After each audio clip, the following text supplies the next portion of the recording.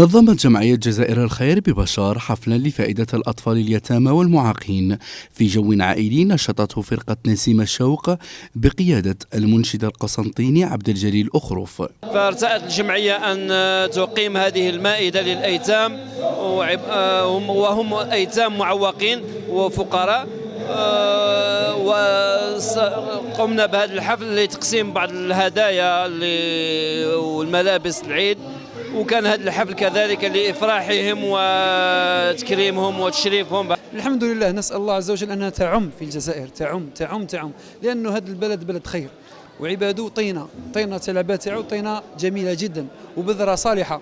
نسأل الله عز وجل في هذه الأيام المباركة أنه إن شاء الله يا ربي تعم هذه. عائلة المعاقين اعتبروا هذه المبادرة خاصة خلال الشهر الفضيل دعما معنويا كبيرا لهم. في كل مبادرة ما تنساش المعاقين، بما أنني أب لطفل معاق، أولا ربي يجازيهم عز وجل في هذه الأواخر من ساعة نسينا رمضان، ربي يكتب لهم في ميزان الحسنات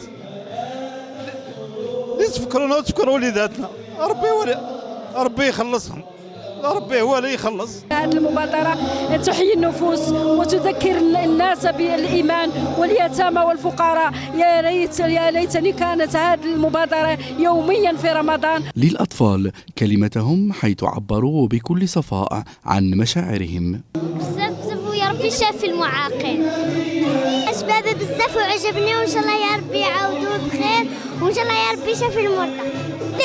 عجبني هذه الحفلة، عجبتني بزاف، ونتمنى لهم كل السعادة والخير في شهر رمضان. العائلات الحاضرة استمتعت بالحفل وثمنت مثل هذه المبادرات. واش نقول لك خويا، حفلة رائعة، ربي يدومها ان شاء الله، وعقبال العام الجاي ان شاء الله، وصحة رمضانكم وصحة فطوركم. والله كانت في المستوى ما شاء الله، الله يعطيهم الصحة، وماذا بينا يعاودونا مبادرات هكذا في هذا الشهر العظيم، ورمضان كريم ان شاء الله. شابة بزاف، ومبروك للشعب الجزائري، نقول لهم صحة فطوركم وصحة رمضانكم، كل عام وانتم بخير.